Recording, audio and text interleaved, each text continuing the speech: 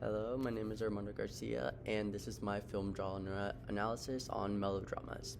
So, when thinking of the word melodrama, the first thing that comes to mind is the Lord album of the same name. And I never really understood what that word meant. So, to give the proper dictionary definition, melodramas are a genre of drama with within film, theater, and television, characterized by exaggerated emotions, sensational plots, and stereotypical characters. Now, given that melodramas are a hyperbolization or an exaggeration of characters, stories, or just anything, I think that's why I was drawn to it. In a list that we were given of about, 8 or 9 films, there were two that caught my attention. Now, I decided to watch through these films, through the whole list of films actually, but I chose these two, and the chosen ones were the film adaptation of the book Ordinary People, which was originally written by Judith Guest in 1976. The film of the same name was also directed by Robert Redford. Um, Yes, the film was directed by Robert Redford, and it was his directorial debut, which is pretty cool to know. And it was only released 4 years after the book was published, so in 1980. Um, and just wanted to note really quickly that it did proceed to win the Best Picture at the 53rd Academy Awards in 1981, which is pretty cool.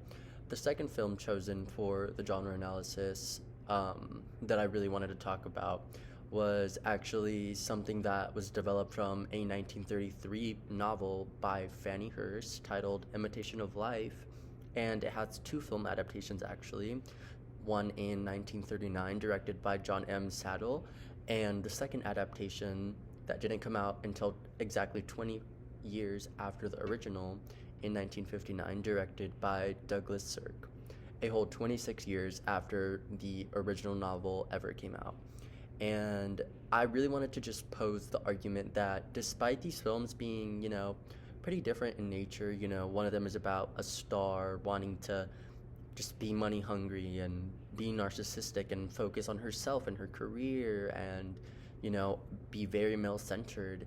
And another one dealing with grief, the loss of a child, dealing with almost losing another child, and you know they are still similar. They are very much exploring ideas of dysfunctional family dynamics, loss, grief, and even characters struggling to fit into societal norms and the expectations that they have set for them.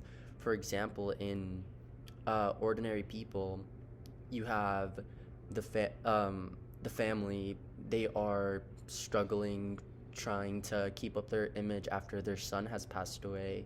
And in The Imitation of Life, you have them, really struggling to uphold, or the main character, she's very much struggling, trying to find her identity and her place in the world until she gets a taste of stardom, and then she just can't stop. And so they definitely, you know, have these clashes. Um, and that's something that I definitely wanted to explore on how they are similar.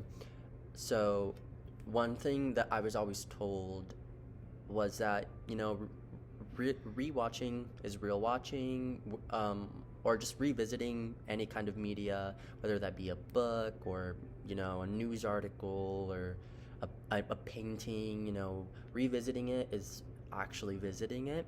So I took it upon myself to watch these films twice to truly understand them, these characters, and it was definitely not because I got distracted the first time. Um, I mean, I did really like these stories. I did enjoy them a lot.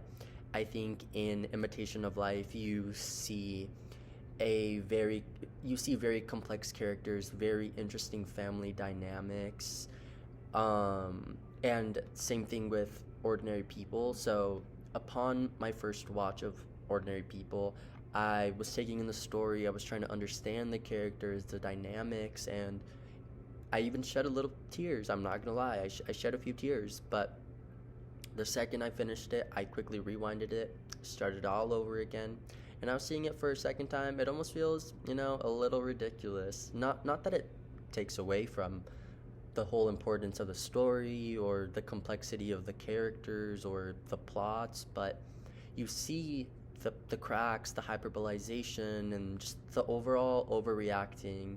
And um, to put it in other words, in the words of Harja Omir and Saba Aziz, the family attempts to maintain the appearance of normalcy despite unresolved emotional conflict.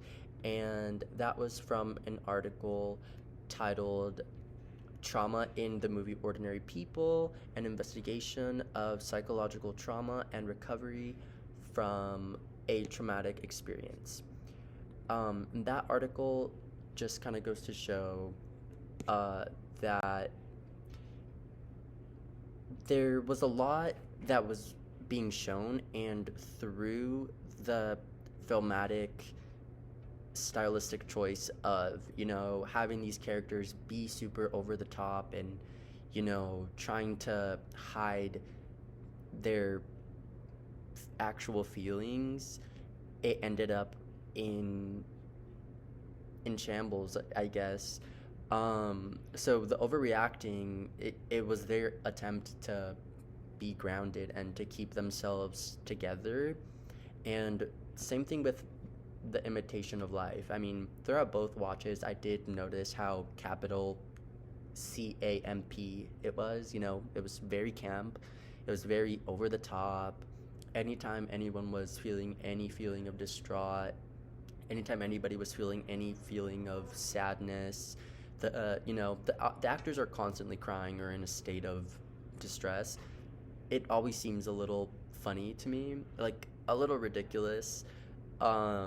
And so it was just kind of funny to see that idea be played around.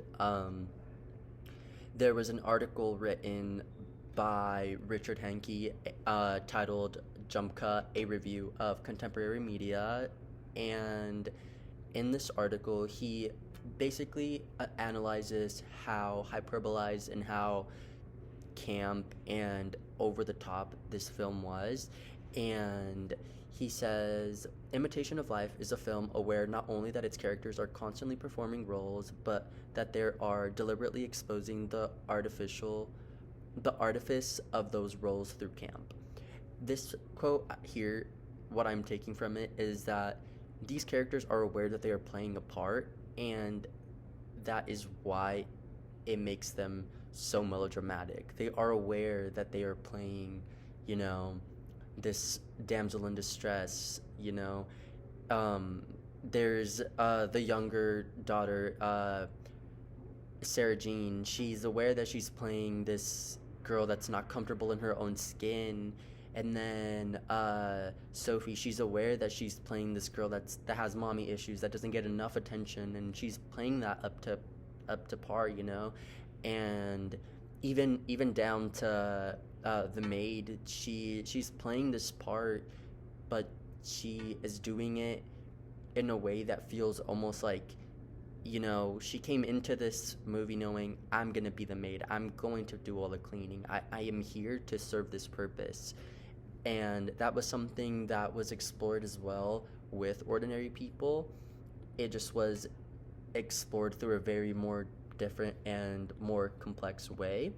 I think it was also very interesting to note that Conrad does struggle with guilt, alienation, and the pressure to return to life after trauma. I think we see in Ordinary People the post-traumatic turmoil that does happen, and with what was it, the film Imitation of Life, we see the build up, and we see them go through gain and through loss, and it's just very interesting to see these two stories play out in such a way that upon rewatching and revisiting feels very hyperbolized. So Yeah, I would really say take a look at them, enjoy them, take them for what they are. They are both films that I really recommend, and I I love them. I probably am going to rewatch tonight. Thank you so much. I appreciate this assignment. It really made me open my eyes to seeing things through a different lens and realizing that two films that are not inherently the same by all means through plot are still able to have overlapping connections. Thank you.